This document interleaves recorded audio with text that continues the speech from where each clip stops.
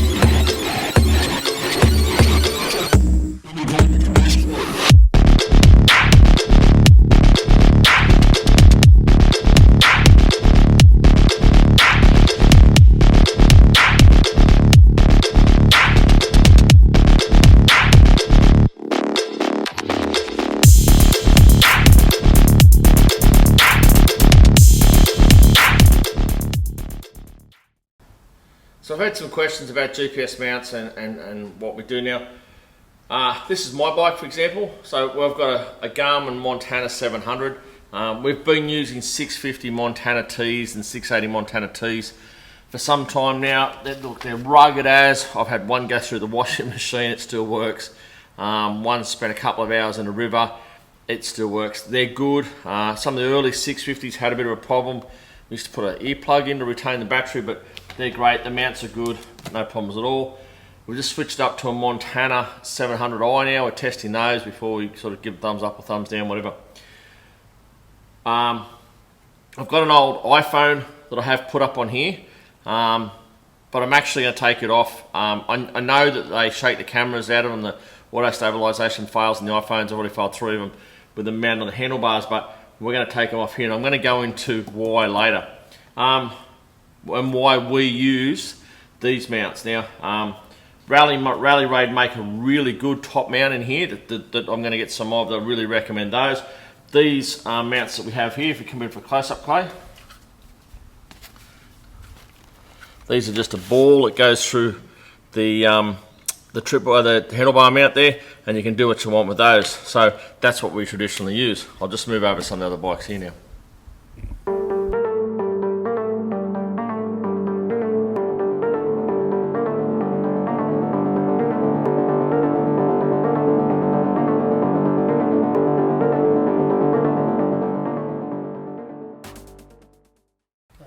So there's some questions asked about foot pegs and where we're at with foot pegs at the moment. We've actually bought quite a few sets of foot pegs and tested them.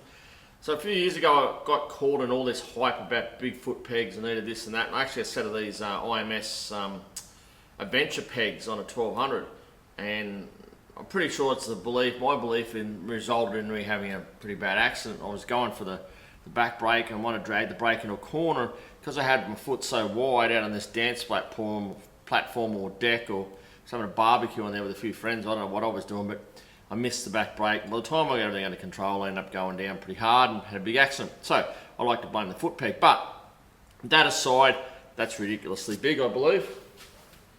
So we bought a set of these pegs. I bought these second hand off one of the guys in Australia. A set of lowered pegs. They're made in Europe. Look, it's a work of art. You put a horn on a dead jellyfish. It's all bling and all thing, but seriously, you know, you could trap an animal with that thing. Yeah, not for me. Way too sharp for an adventure bike ride, especially with overpants, and you put your foot down and you the side of your pants catches on it and your foot can't hit the ground. You got a 200 kilo bike following you to the ground and you can't put your foot out. Not for me. They're also a lowered set, but you can get them in different things. IMS rally pegs.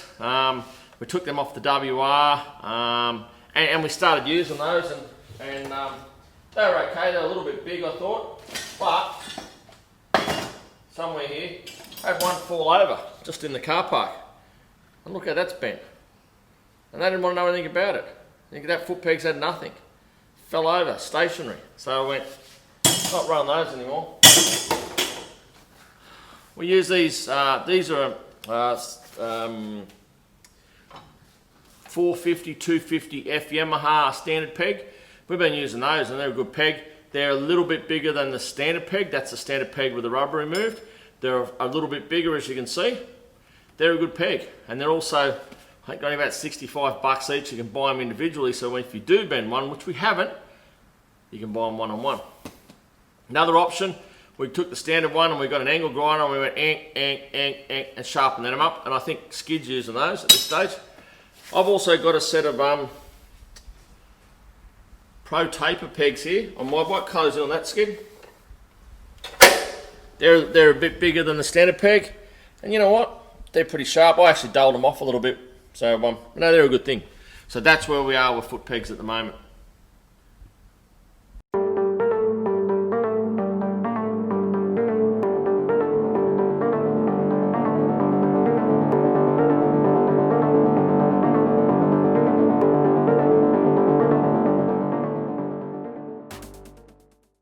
Had some people asking about what the skateboard wheels are.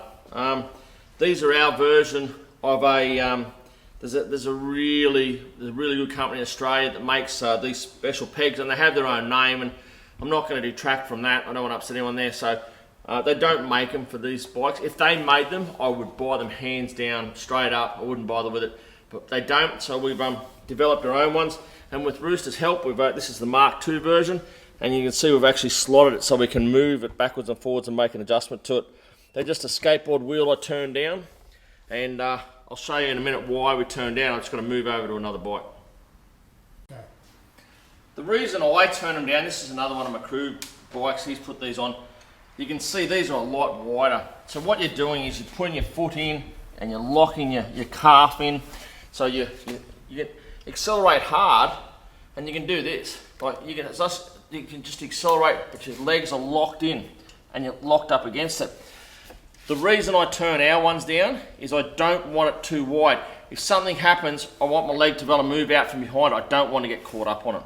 That's why we only put our bags here. We could have moved our bags a bit further forward, but you don't want to get caught up on it if you can.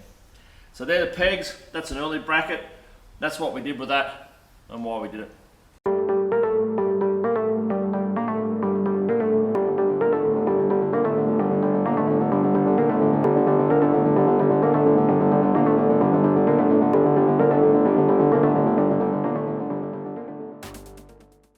Had some people talking about clutch pull. This one here, actually, we extended the clutch arm down here 10 mil. So I'll get you to zoom in, Clay. And you can see where it's been welded and joined. We've extended that 10 mil. It really didn't make enough difference to the clutch pull, to be honest. My bike has a set of the OEM Yamaha hard part levers. They're pretty expensive, but they're good levers in that you can tell they're good levers that they don't have a lot of up and down movement. I think they've done probably over 55, 56, 60,000 Ks, those levers. They've been in 3 bikes and they don't have all that up and down movement that cheaper levers get. So you buy cheaper levers off eBay and all that stuff, and Rooster's bike, which isn't here, has a set of those on, and while they're adjustable and it's got all the bling and everything, moves and wiggles and whatever, after a very short time, they're really starting to get some play in them. I'll go over into mine now and we'll show you those ones. So these are my ones, and you can see that's got nothing. For the kilometres that it has done, it's got absolutely no wear in it, and they're adjustable. You can pivot how far they want to come in and out, and you can just close them there and have a look at that.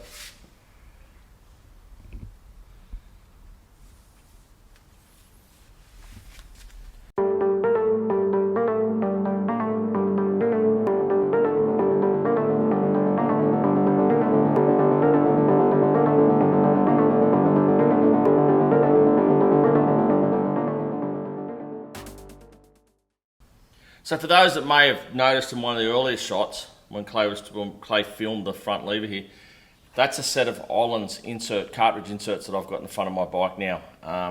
And I'm going to talk about the Ollins, the Andriani, the Technics home tuned ones, and the tractive shock we've got under test in the back of Crash's bike, and the 35mm closed chamber pressurized fork cartridges that go into my bike week after the next.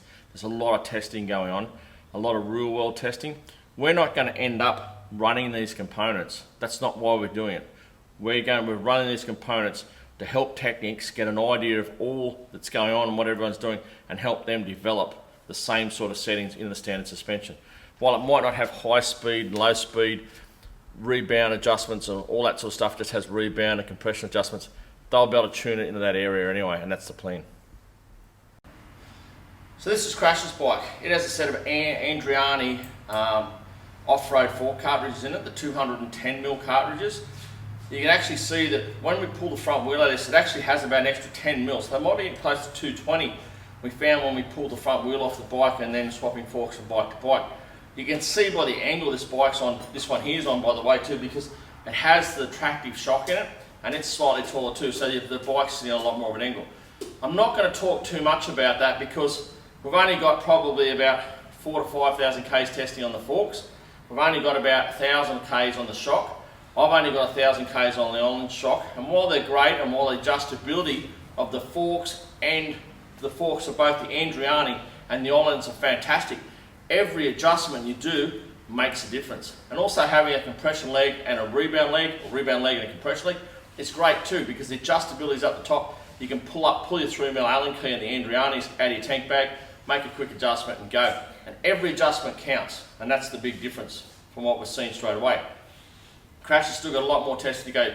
You can't just bolt a set of suspension up right at once and say it is what it is. It takes a lot of time and a lot of development, and that's why it's good to do this with Technics. Also, all our testing is done with our bikes, and I apologise for the bikes. Well, no, actually I don't apologise. The bikes are dirty because we've been flat out. We just haven't had time. But it's real world testing that we're doing. So at the moment, we've got Ollins in a bike and a standard rear shock, rear valve modified. We've got a tractive shock on the back of this one with a set of Andriani cartridges. This one has a set of progressive wound springs with standard valving. It has a standard spring, a standard shock on the back with a different spring. That one there has a set of Technics, about a stage 4 forks and a shock in it. There's a lot of testing going on, and I don't want to get too much into it right now, but if you live in Australia, don't rush into anything, there's a lot going on.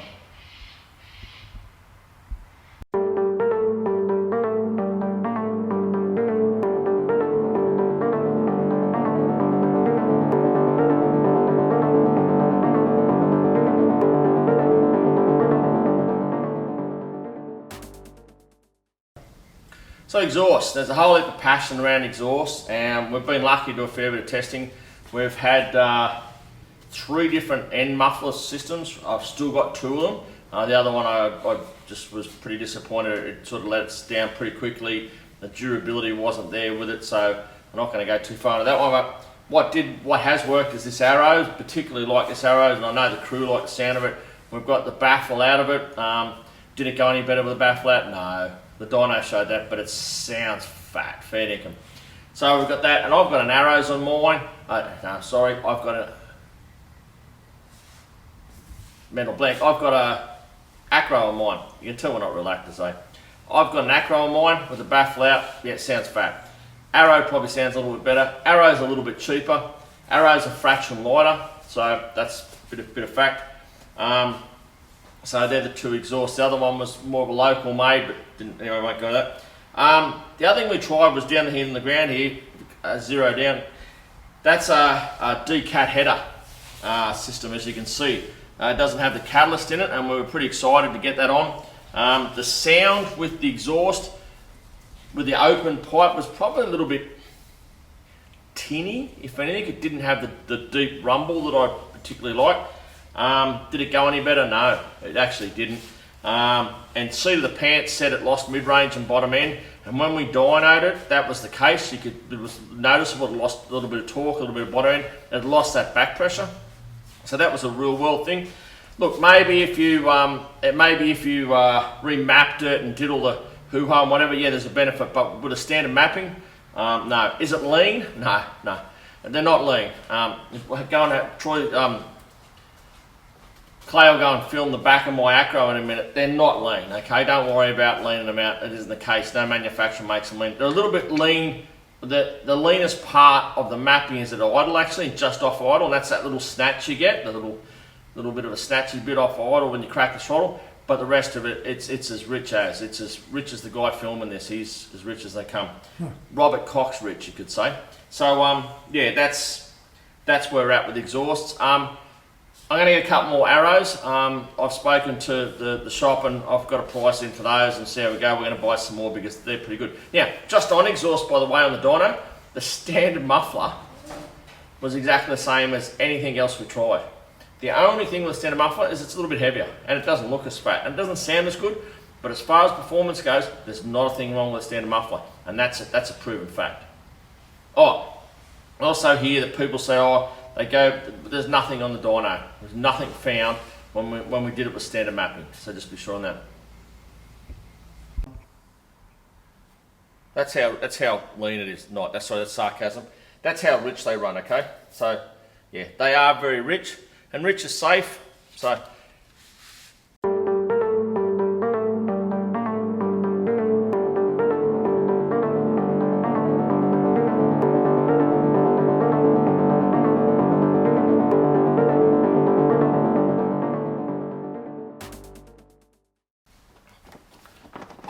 So in Australia, we get a lot of dust, and the conditions are really dusty. If you just want to zoom in here for a sec, Clay. And by the way, talking that stuff, that is a T7 from Europe, England, United Kingdom. That's one of their single piece kits.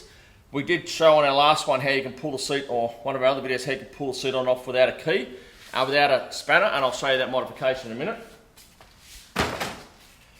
We run a full foam filter in Australia, developed by Uni Filter, not far from here, and Dave and that did a really good video on all that a while ago in his Tenere series. But that's the filter we run in Australia. You can pull the spring out of the inside of it, you can wash it, you can re-oil it. They got oil in them. But we also run on top of the snorkel, we run a pre-filter because it's so dusty. And here's one of our pre-filters here. They have a spring in them. Okay, spring goes up the inside of it like that, and it's retained around here with a cable tie, and you can see it's oiled. All right, good quality motor filter oil, and that's how we fix our dust problems in Australia.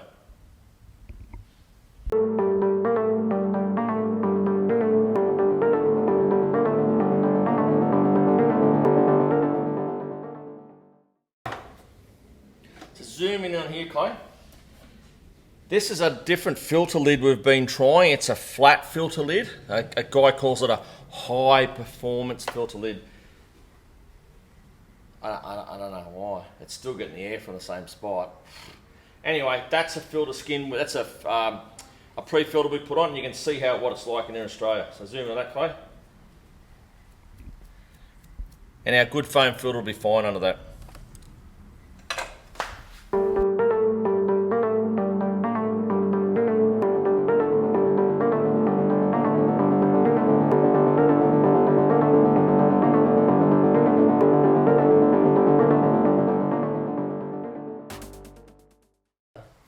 seat mod here we do. A friend, Troy Matson in Victoria shared this idea, so everyone was talking about seats and that. So key in the hole eventually, right?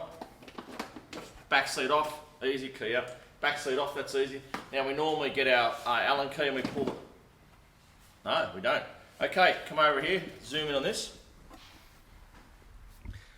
By putting these two pieces of rubber here, now we've used solid rubber, but other ones we've just used normal fuel hose, drilling a couple of holes and cable tying that, we lock the front seat in, okay? And now this lip on here, okay, it sits up on top of here.